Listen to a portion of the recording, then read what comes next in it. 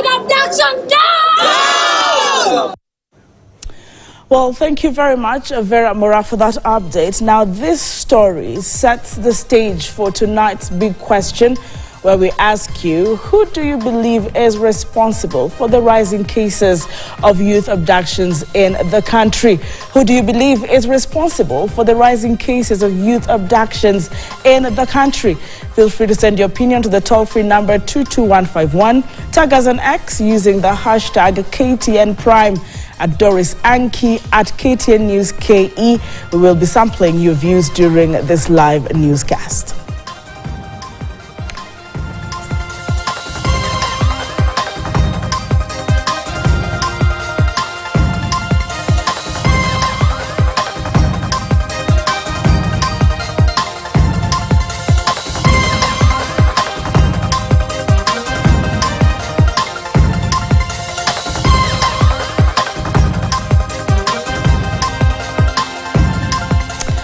All right, thank you so much for sending in your feedback. And like I mentioned earlier on, this is the most heated conversation at this point in time, listening to other voices. In fact, those like that of Morara Kebaso saying it outrightly, this is a matter of life and death, should not be politicized. Neither is it funny when people are lost or lose their lives. We've had families in televised interviews actually cry out and beg directly to President William Ruto to forgive their kin and release them. But who is responsible for the abductions? I want to appreciate one of my very key guests who have intentionally, or who has intentionally made way into the studio. That is Otieno Namwaya, the Associate Director for Africa Human Rights Watch. We are very humbled and honored to have you here tonight. Thank you. Sometimes it is difficult to ask how you're doing, but then I would ask what your observation generally is. And as far as the wave of abductions that shot, during the June-July Gen Z-led protests, and even some picking up during last December, what really would be your general opening remark to this matter? First of all, abductions should not be happening at all. Either if it is criminal, the way police are trying to say that it's not them, and they don't know who is doing it, it should be investigated very quickly and the criminals brought to court. But remember, when you ask police what's going on, they tell you to refer it to IPOA. Do you know what that means? They're admitting they're the ones who are doing it, because IPOA primarily investigates police abuses. So when they say they take it to IPOA, they're saying it is police, take it to IPOA, because only IPOA can investigate police. Is that really what it means? That's what it means. That is your interpretation of it? It's not interpretation. Okay. It means, if you look at the law, IPOA can only investigate police abuses. They cannot investigate military. They cannot investigate other armed forces other than the police. All right. That's why it's called Policing Oversight Authority. Right. But if it is criminal, like there's some gang of criminals doing this, then it should be police investigating. But they're saying they can't give it to IPOA. So it is them. It's very interesting. I want us to look back a little bit to when the, of course, Masengeli agenda took center stage and the courts actually sentenced him for contempt of court. They were asking him to release the Kitengela 3, or at least give information on where they were.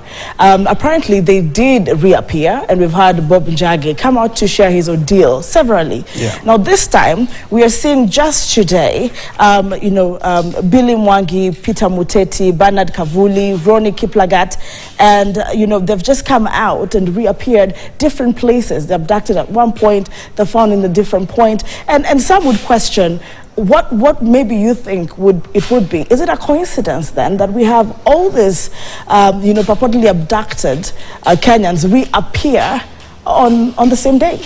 Or pretty much close times? It's not a coincidence. It's not a coincidence. In the case of Bob Njagi and the others, the Kitengela 3, yes. The Kitengela 3, we do know that at the point of abduction, when the public wanted to respond and stop the abduction, the gentlemen who are doing that abduction stood up and said, "We are DCI, we have been sent to pick them up." So they said that. Which clip are you referring to? Because Bob Njagi... No. We have done the research. We have interviewed the people who are there, including the abductees themselves. Okay. The people stood up and said, "We are DCI." And then they drove with them to a place just after the Kitengela police station and waited for their colleagues. And then they drove with them up to somewhere around Cabanas, and then waited a bit because some of their colleagues had not appeared, and then drove a bit and turned to the left. And then they were kept in a police station. Which police station is on the left? It's Langata police station. All right. Otsieno, I'm sorry to cut you short. Are you talking about the ordeal of the Kitengela 3? The Kitengela 3. Because as far as perhaps the information has come out, is that they were blindfolded. And did not even know which turns they took. At Cabanas, at Cabanas, the blindfolds were removed. All right. And then after that, they were driven. They were driven briefly on Mombasa Road, and then the blindfolds were returned. And then they were turned to the left and put in the police station. The police station were there for some hours, maybe up to late in the night. And then they were driven out for about 30 minutes. 30 minutes, where they were held is around there, a drive of around 30 minutes from Langata police station. That's somewhere within, if you look at the house they are describing where they were being held, it's somewhere around Karen. It was a private house with wooden floors. That's a very posh house. Now, allow me to just quickly quote the words of C.S. Murkaman, and I'm just quoting this from the Africa Report. And this is what they said on 27th of December.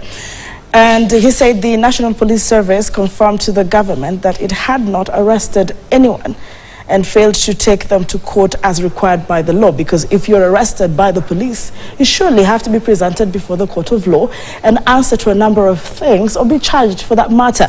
This is outrightly what they're saying, that the police have not arrested anybody. That's what they're saying, but remember, during the protests, it is not just the Kitengela 3 who were arrested. Right. Kitengela 3, in fact, came very late. There were a lot of people who were arrested, over 1,000 plus. And we have talked to more than those 1,000 people. And the pattern is that people will be picked up, the lucky ones will be taken to police stations. And we have talked to people who are at Central Police Station, Kamkunji Police Station, Langata Police Station, Kabete, all over. And most of them were never booked.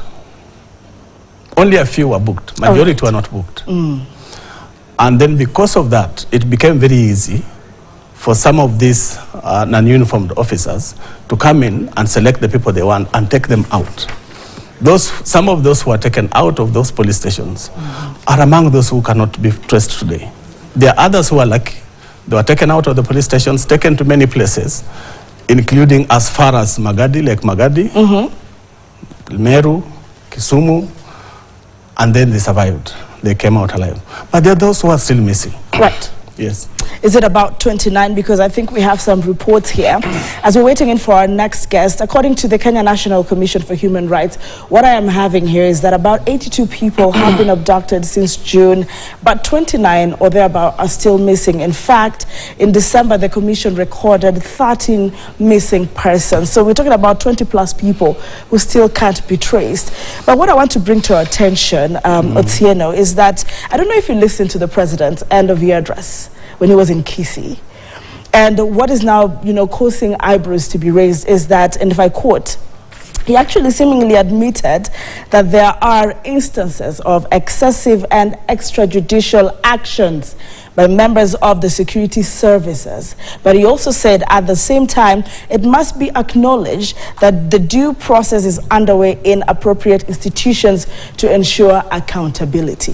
When you listen to that, what could the president be referring to as appropriate institutions to take accountability? There are institutions like IPOA, Right. Kenya National Commission on Human Rights, the Internal Affairs Unit within the police, among others. Those are accountability institutions that can investigate the police. And even the DCI itself. All right. The DCI, in fact, IPOA ordinarily should pick up a case that has had preliminary investigation by the police themselves. So when an incident happens, the preliminary investigations are supposed to be done by police, and then a preliminary report filed with IPOA. And that preliminary report should have the basic facts of the case Right. and possible perpetrators of that case. which police don't do. So IPOA has to struggle from darkness to do it. But first of all, let me address the issue of numbers. Yes. You say 8...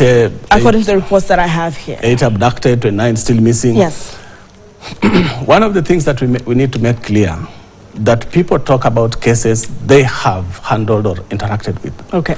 The truth of the matter is we still don't know what happened in June, let me say, during protests and after protests. We don't know how many people died. We don't know how many people are missing. The cases that most of these human rights groups are quoting, including ourselves, yes, are cases that we have handled. Initially, if you look at our reporting of June 29th or 28th, we talked of 30 people having died. But we were very clear that the number could be much higher because there are many cases we don't know about. All right.